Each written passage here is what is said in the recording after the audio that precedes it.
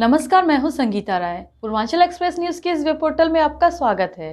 आइए देखते हैं हमारे संवाददाता राम सकल यादव की यह विशेष रिपोर्ट।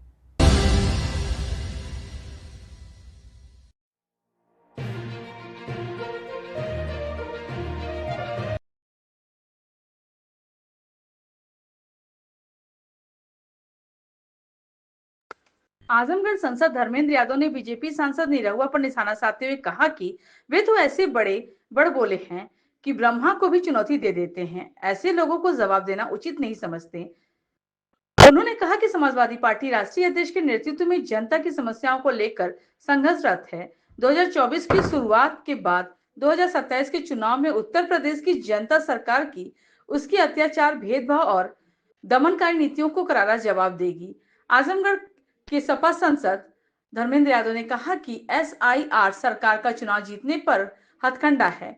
उन्होंने जनता से अपील करते हुए कहा कि वोट ही सबसे बड़ा हथियार है। लोकतंत्र, संविधान की आरक्षण बचाने की लड़ाई के लिए जरूरी है और मतदाता अपने वोट को दुरुस्त करा ले। उन्होंने बेरोजगारी, महंगाई, किसानों व नौजवानों की समस्याओं को बड़ा मुद्दा बताया। सांसद ने आरोप लगाया कि बीजेपी संवैधानिक संस्थाओं का दुरुपयोग करके चुनाव जीतने का प्रयास करती है। उन्होंने कहा कि जो पार्टी 400 पार का नारा लगा रही थी, वही उत्तर प्रदेश में अखिलेश यादव के सामने टिक नहीं पाई। उन्होंने दावा किया कि गठबंधन ने 43 सीटें जीती, जबकि 5 सीटों पर काउंटिंग में बेईमानी की गई। वाराणसी में प्रधानमंत्री की जीत के दावों पर भी उन्होंने एक सवाल उठाए। सांसद ने बिहार चुनाव पर टिप्पणी करते हुए कहा कि अभी चुनाव के परिणाम आए हैं, समीक्षा आगे की जाएगी। उन्होंने पद्म विभूषण सम्मान प्राप्त मुलायम सिंह यादव के व्यक्तित्व के खिलाफ विवादित रिपोर्ट को गलत बताया। साथ ही कहा कि पिछले लोकसभा चुनाव में आजमगढ़ जिले में 1,10,000 रेड कार्ड जारी किए गए थे। बावजूद इससे जनता के ने समाजवादी पार्टी को जीत दिलाई। क्या मामला है? देखिए, हम लोग लगातार जो SIR चल रहा है, उस SIR को लेकर हमारी पूरी पार्टी के सभी जिम्मेदार साथी मैदान में भी हैं और जगह जगह जो अनियमितताएं, दिक्कतें, शिकायतें हैं मतदाताओं की, उसको लेकर पूरी पार्टी के साथ आज जिलाधिकारी महोदय और उनके साथी अधिकारियों से मिले हैं। हमारी तकलीफ जो शिकायत अब तक मैदान से मिली, सारे पे चर्चा हुई है और आश्वस्त किया है जिलाधिकारी जी ने कि इस तरह की कोई दिक्कतें आगे नहीं। शिकायतें मिली सर? बहुत सारी शिकायतें हैं। कई परिवारों में जहां जितने मतदाता हैं उतने फॉर्म नहीं बांटे जा रहे हैं। आयोग ने 2-2 फॉर्म की व्यवस्था की है, जिसमें एक फॉर्म भर के BLO को वापस करने को, दूसरा फॉर्म मतदाता पे सबूत के तौर पे रखने की जो व्यवस्था दी है। बहुत सारी जगह वो दिक्कत है। कुछ जगह के BLO लोग भेदभाव कर रहे हैं वोटरों के साथ, पार्टीगत और तमाम एंगल से। वो तमाम जो बातें आई थी सबको अधिकारियों के सामने रखा है और हमें उम्मीद है कि ये शिकायतें न केवल दूर होंगी, बल्कि जो ड्राफ्ट आएगा 9 दिसंबर को, उसमें जो आज मतदाता सूची है 25 की, वही मतदाताओं का ड्राफ्ट आना चाहिए। ये अपेक्षा की अधिकारियों से हम लोगों ने। किसी के साथ भेदभाव ना हो, किसी की वोट जबरदस्ती काटे ना जाएं, बेमतलब की तकनीकी कारणों को दिखा के मतदाताओं का हरेसमेंट ना हो, ये अधिकारियों से हमने कहा है। और हमारे SIR को लेकर बिहार में काफ़ी हल्ला मचा था, उसके बाद चुनाव हुआ, NDA की प्रचंड जीत हुई और उसके बाद कल पूर्व सांसद दिनेश लाल यादव ने कहा कि जो हश्र महागठबंधन का बिहार में हुआ, वही हश्र अखिलेश यादव का यूपी में होगा। क्या कह रहा है? अब उनके बारे में हम कुछ नहीं कहना चाहते हैं। वो इतने बड़े आदमी हैं, वो ब्रह्मा को भी चुनौती देते हैं। तो उनके बारे में इसी आजमगढ़ में उन्होंने ब्रह्मा को भी चुनौती दी थी। तो ऐसे बड़बोले लोगों के जवाब देने की मुझे नहीं समझता कोई ज़रूरत है। हम लोग समाजवादी लोग अपने नेता आदरणीय अखिलेश जी के नेतृत्व में जो उत्तर प्रदेश की जनता की तकलीफ़ें हैं, शिकायतें हैं, परेशानियां हैं, जो अन्याय है, अत्याचार है, शोषण है, भेदभाव है, जाति के नाम पे अत्याचार है, उस चीज़ को लेकर हम समाजवादी लोग उत्तर प्रदेश की जनता के बीच में हैं। और मुझे पूरा यकीन है 24 के चुनाव की तो शुरुआत है, 27 के चुनाव में उत्तर प्रदेश का जनमानस दिखा देगा कि उत्तर प्रदेश के अंदर ये जो सरकार चल रही है, जो अत्याचार, शोषण, बुलडोजर, सामंतवाद, भेदभाव, जाति धर्म के नाम पे जो बंटवारा, जो अत्याचार हो रहा है, इन सब चीज़ों का जवाब उत्तर प्रदेश की जनता 27 के चुनाव में। समाजवादी पार्टी की क्या तैयारी?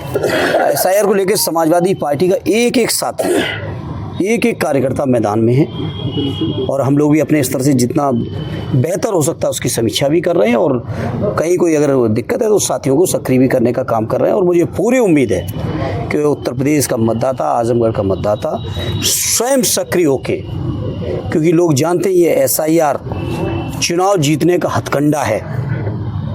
इस बात को मैं आज आपके बीच ही नहीं कह रहा हूँ, बल्कि पूरे देश के विपक्ष के लोगों ने 1 महीने तक सदन को नहीं चलने दिया गया। चुनाव आयोग के सामने तमाम बातें रखी गई, लेकिन हमारी बातों को स्वीकार नहीं किया। नहीं स्वीकार किया है चुनाव आयोग ने, वो अलग बात है, क्योंकि अब चुनाव आयोग के नियुक्ति में ही जब महामहिम मुख्य न्यायाधीश महोदय को हटा दिया गया, सुप्रीम कोर्ट के चीफ जस्टिस साहब को हटा दिया गया, तो अब इसके बारे में क्या कहना।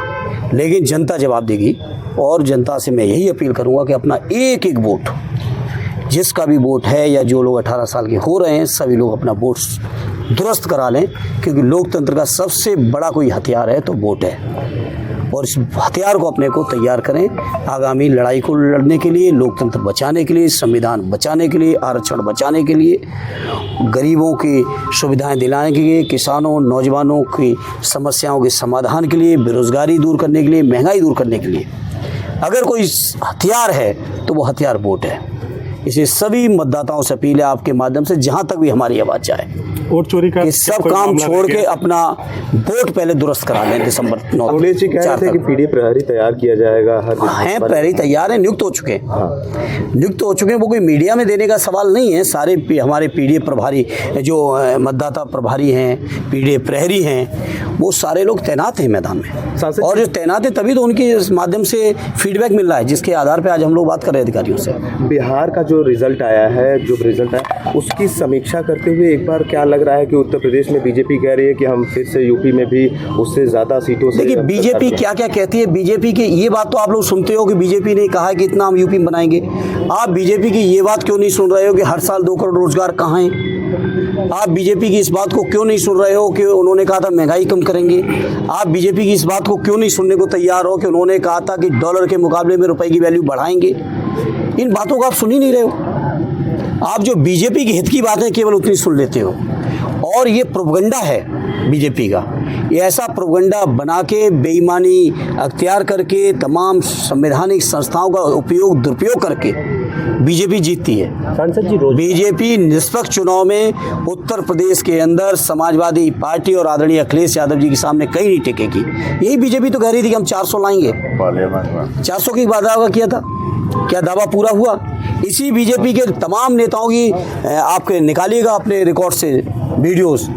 किसी ने कहा था कि यूपी में 80 जीतेंगे, किसी ने कहा था 76 जीत रहे हैं, किसी ने कहा था 78 जीत रहे हैं। आगे उत्तर प्रदेश की जनता ने परिणाम क्या दिया? लेकिन मैं चाहता हूं मेरे पत्रकार साथियों, इन तर्कों को भी तथ्यपरक तरीके से आप लोग जनता के सामने रखो कि बीजेपी ने ये कहा था और रिजल्ट ये आया। 43 तो हमारा गठबंधन जीता है, 5 हम लोग हराए गए बेईमानी से काउंटिंग में, और काउंटिंग से पहले की जो बेईमानी थी वो अलग थी। काउंटिंग से पहले की बेईमानी अलग थी। नहीं तो अकेले उत्तर प्रदेश की जनता की वो ताकत थी कि मोदी जी की सरकार को अकेले उत्तर प्रदेश की जनता ही हटाने में सक्षम थी। यही लोग तो दावा कर रहे थे कि 10 लाख से प्रधानमंत्री जीतेंगे बनारस से। कोई 8 लाख का दावा कर रहा था, कोई 6 लाख का कर रहा था, कोई 10 लाख का कर रहा था। क्या परिणाम आया? बात अगर रोजगार की की जाए तो तेजस्वी जी ने रोजगार और तमाम ऐसी चीजें बात की थी जो भौतिक जरूरतें हैं, मगर उस पर क्या वोट नहीं पड़ा उनको? अब वो तेजस्वी जी और बिहार के साथी समीक्षा करके ही कोई निचोड़ निकालेंगे। चुनाव के परिणाम अभी आए कुछ ही दिन हुए हैं, और बिहार के जब साथी जो भी परिणाम या रिपोर्ट निकालेंगे उसके आधार पर हम लोग बात करेंगे। अभी चूंकि हम बिहार, तो मैं तो स्वयं भी नहीं गया था, तो मैं बिहार के आधार पर भी बात कहने। सवाल ये है कि नोएडा सिटी में जिस तरीके से मुलायम सिंह यादव को लेकर के इंडिया टुडे की एक रिपोर्ट को लेकर के धरना प्रदर्शन चल रहा है समाजवादी पार्टी का, उस पर क्या रिएक्शन है? क्या इस तरीके से चीजें होनी चाहिए? क्या मीडिया को ऐसी रिपोर्टिंग करनी चाहिए थी? मैं आप पत्रकार साथियों से सवाल करूंगा। देश के इतने बड़ा जो ग्रुप अपने को दावा करता है कि सबसे बड़ा मीडिया का हाउस है, ग्रुप है, क्या इस तरह की अपमानजनक तस्वीरें उनको लगानी चाहिए थी? और जब ये तस्वीरें लगाएंगे तो अभी तो शुरुआत है धरने की, जरूरत पड़ेगी और आगे कार्रवाई करेंगे, बहिष्कार भी करने की जरूरत पड़ेगी, करेंगे। नहीं, जिस तरीके से वो कह रहे हैं श्राप दिया गया था और यहीं से पतन हो जाएगा समाजवादी पार्टी का, इस तरीके के शब्दों का इस्तेमाल। और तो आप मीडिया के साथियों, उस ग्रुप के लोग भी होंगे, आजमगढ़ में भी होंगे, जरा उनके माध्यम से पूछिए।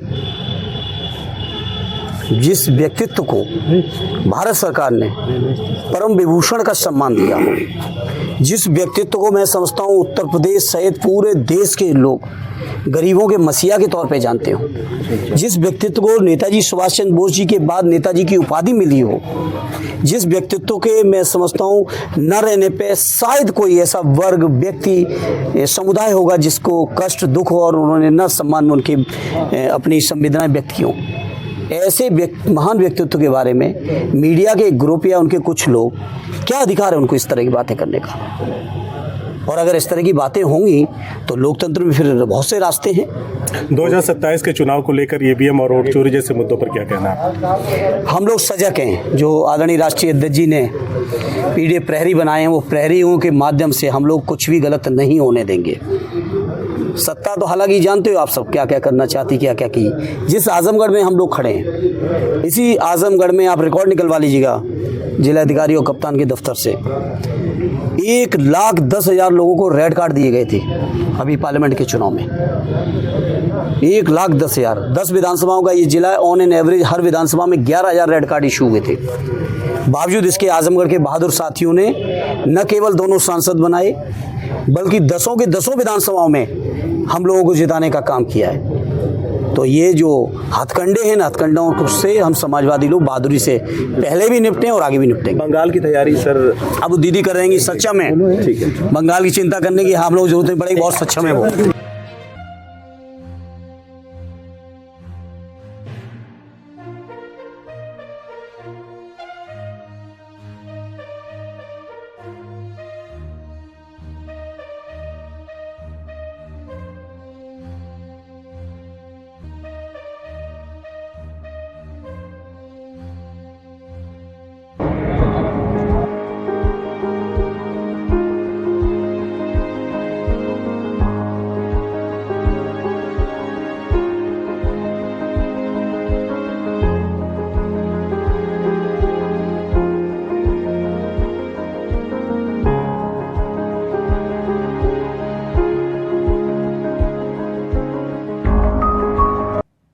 अगर आपको हमारी खबर पसंद आई हो तो हमारे चैनल को लाइक, सब्सक्राइब और शेयर जरूर करिए।